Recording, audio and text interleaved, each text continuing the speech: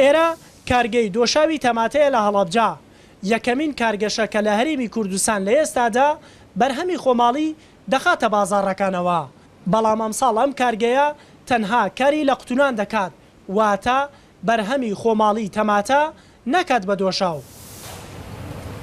لە ئێستادا لەم کارگەیە ڕۆژانە 50,000 قوتووی 800 گرامی دۆشاوی تەماتە کە دەکاتە 40 تەن دۆشاو بەرهەم دەێنرێت وا بڕیاریشە لەگەڵ وەرگرتنی تەماتەی خۆماڵی بۆ کردن بە دۆشاو پێداویستی هاوڵاتیانی هەرێم بم بەرهەمە خۆماڵیە پڕ بکەنەوە.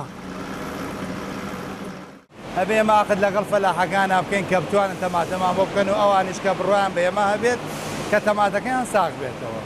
ئێستا بە دۆشاو تێستیەکەین تا 15 ڕۆژ بزانین ئەگەر کە کێشەمان نەبوو ئەو کاتە بەردەوامە بین لە ئیشەکە کێشەشمان هەبوو ئەوە بێت چاکرێت و بە دۆشاو ئەم ساڵە توانین بەردەوام بین لە ئیشەکە مەگەر تەماتە بۆ ساڵێکیکە بتوانین بەکاری بێت.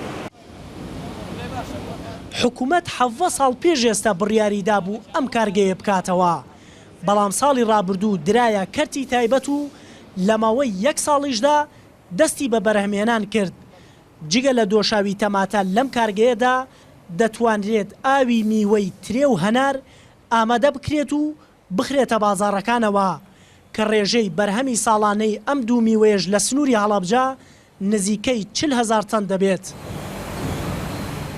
احتمال هەیە لە ساڵی ئایندۆ ئەم بەرهەمەمان دوو بەرابەر بکەین یاخود سێ بەرابەری بکەین بە پێی خواست و خواستی کارگەکەمان چەند بتوانین یعنی چەندمان بۆ سەرف بکرێت یان چەندمان لە بازارە چەند بە بازارکردن هەبێت ئێمە ئەتوانین ئەوەنە بخەینە بازار.